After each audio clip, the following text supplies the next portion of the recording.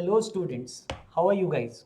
I hope all of you are doing good and fine, and I welcome you all in our next session of INMO flashback series. In this series we are solving previous year INMO questions and we started with the year 2000, and so far guys we have solved till INMO 2011 completely. So 12 years complete कर चुके हैं already, and currently we are going through INMO 2012, and in the previous video we had done the first question of INMO 2012 as well. So आज हम second question करने जा रहे हैं INMO 2012 का. Right guys, so you can find all the videos already posted on the channel, or you can find it under the playlist as well. Okay, so for your ease आप playlist पे भी एक एक करके questions को solve करते जा सकते हो. Okay, so आज का जो question है guys, that is based on number theory logically. Okay, so before beginning, let me introduce myself. My name is Lohit Jindal. I've done my BTech from IIT Bombay, and I've been teaching mathematics since past 9+ years, like for various competition exams like Maths Olympiads, IIT JEE and KVPY etc. Right?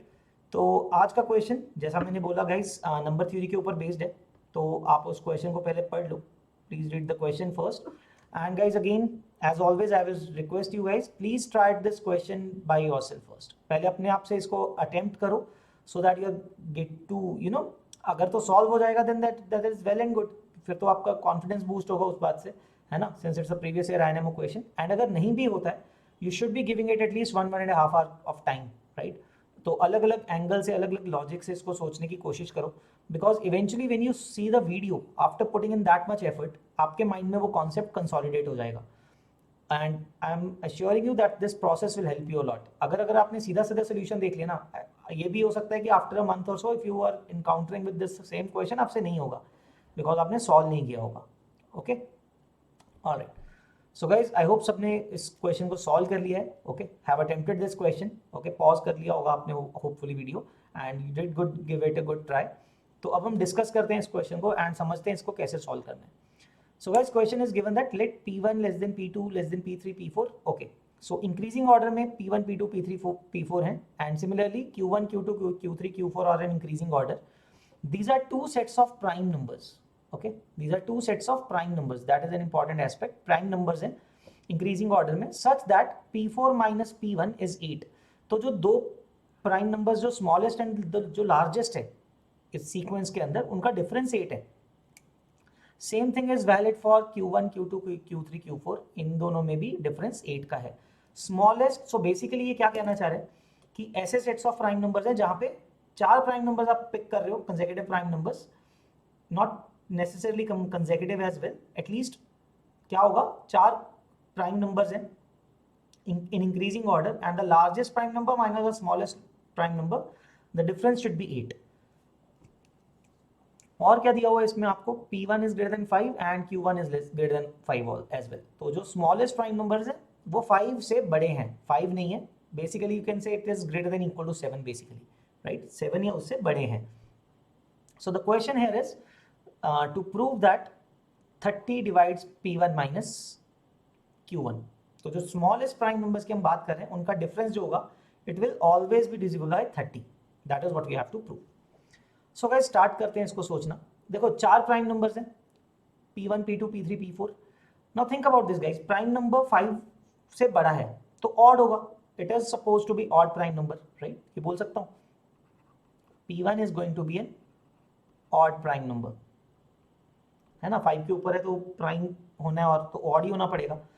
And you think about this guys, P1 से लेके P4 तक कितने numbers होंगे?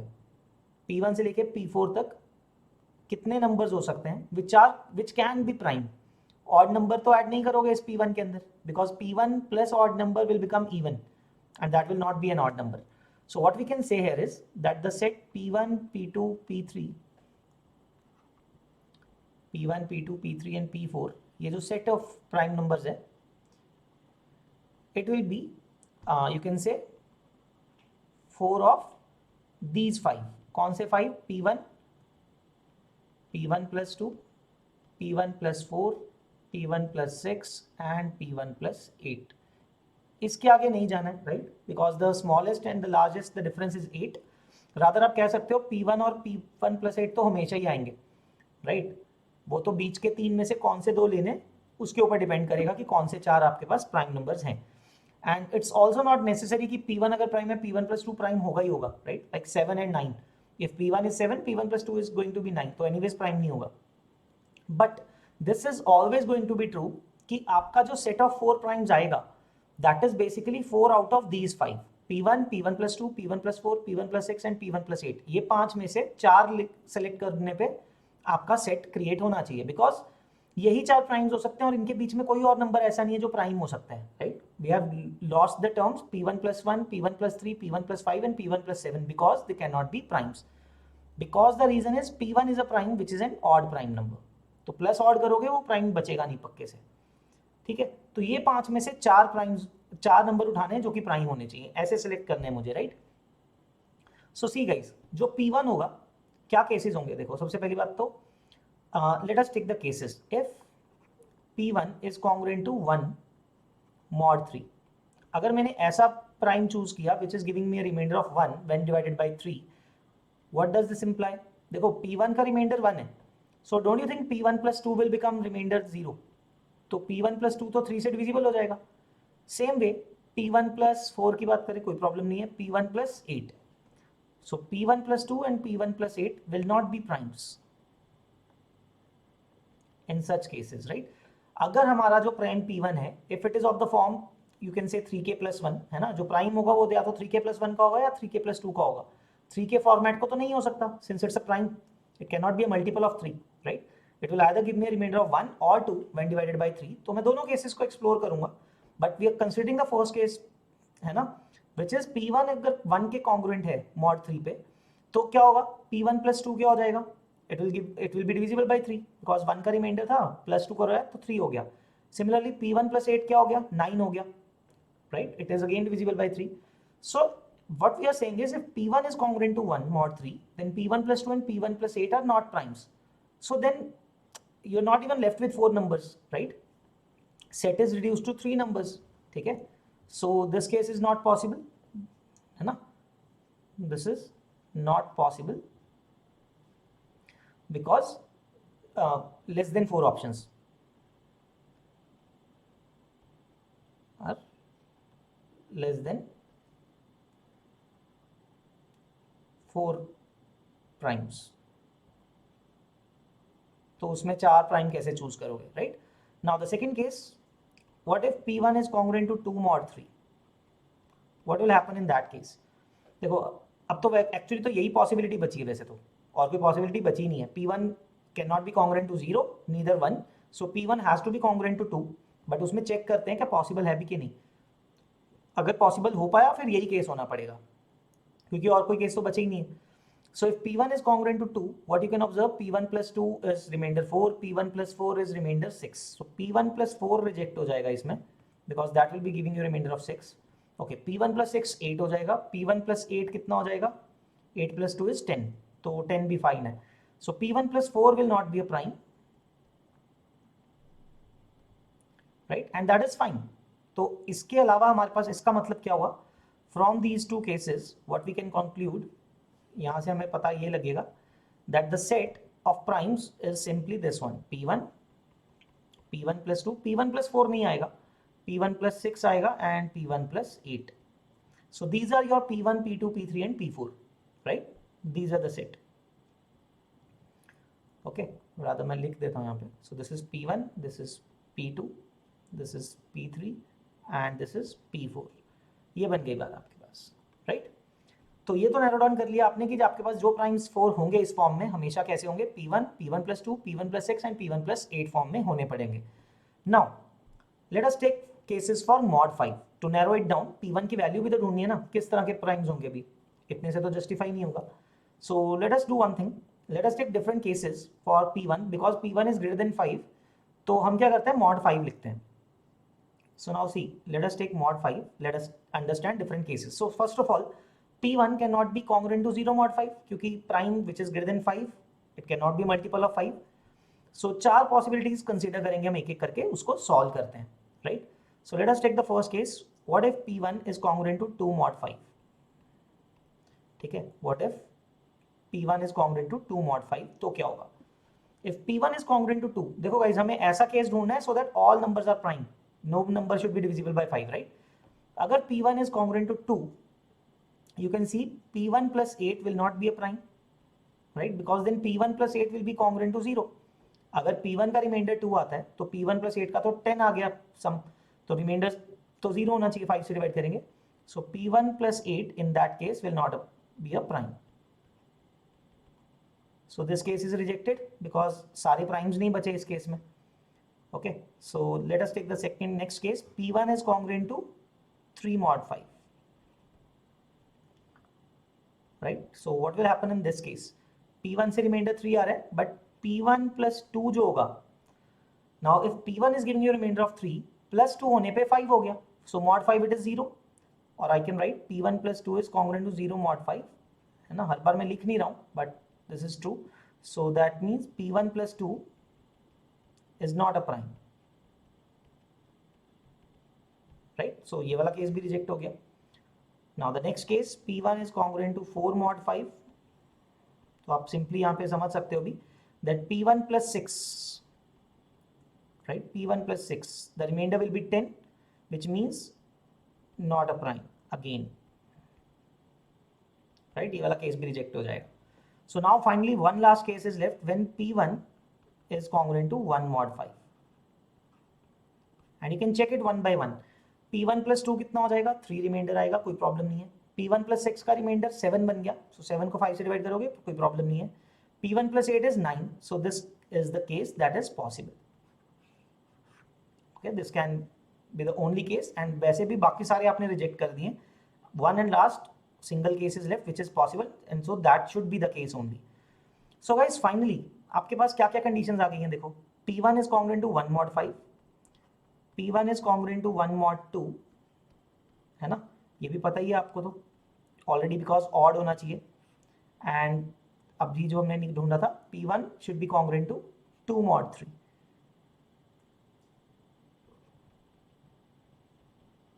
So you have to find such a P1 which is satisfying all these conditions, right? और guys ये आप CRT से भी ढूंढ सकते हो, बाकी थोड़ा सा हिट एंड ट्रायल से भी ढूंढ सकते हो, बहुत ईजी है. क्योंकि अगर आप पहले दो को कंबाइन कर लेते हो इजीली, ये दोनों बहुत इजीली कंबाइन हो सकते हैं, राइट? P1 दोनों से, क्योंकि रिमाइंडर 1 है, this can give you combined form that P1 is congruent to 1 mod 10, है ना. तो 10 से डिवाइड करने पे 1 आना चाहिए. इन दोनों का कॉम्बिनेशन से ये बना सकते हो. CRT थोड़ा लेंदी जाएगा, उससे अच्छा तो ये कर सकते हो. And this is P1 is congruent to 2 mod 3. सो इसका मतलब क्या होगा? From this thing you can say P1 is of the form 10k plus 1, है ना. और k कैसा होना चाहिए? This should be congruent to 2 mod 3, ठीक है. So that is going to be, क्या कंडीशन आएगी k पे? So 10k should be congruent to 1 mod 3, so k should be congruent to 1, right? mod 3, simple सी बात होगी. तो k की वैल्यूज क्या होंगी? This will imply k values are 1, 4, right, 7 and so on. इस तरह की वैल्यूज k की होंगी, which implies the set of values जो आपका P1 होगा वो कैसा होगा, वो लिख लेते हैं. P1 will be congruent to, सबसे स्मॉलेस्ट k की वैल्यू डालोगे तो 11 आ जाएगा. So that means P1 is congruent to 11 mod 30. अब तीनों को कंबाइन करना है ना, 10 को और 3 वाली कंडीशन को अगर कंबाइन करोगे, you have to do multiplication because these two are coprime, 10 and 3 are coprime. So combined form में फाइनली आपके पास क्या आ जाएगा? P1 should be congruent to 11 mod 30, right? क्योंकि k को 1 डालने पे ये नंबर कितना आ रहा है? 11 आ जाएगा. ठीक, k को 1 डाला तो 11 आ रहा है, k को 4 डालोगे नेक्स्ट तो 41 आ रहा है. Both ways it is congruent to 11 mod 30. That is the case, ठीक है ना. So P1 should be of the form 11 mod 30, and very much similarly Q1. अब Q1 के लिए भी तो सब कुछ सेम है, everything is the same. So Q1 should also be congruent to 11 mod 30, right? ये भी होना चाहिए.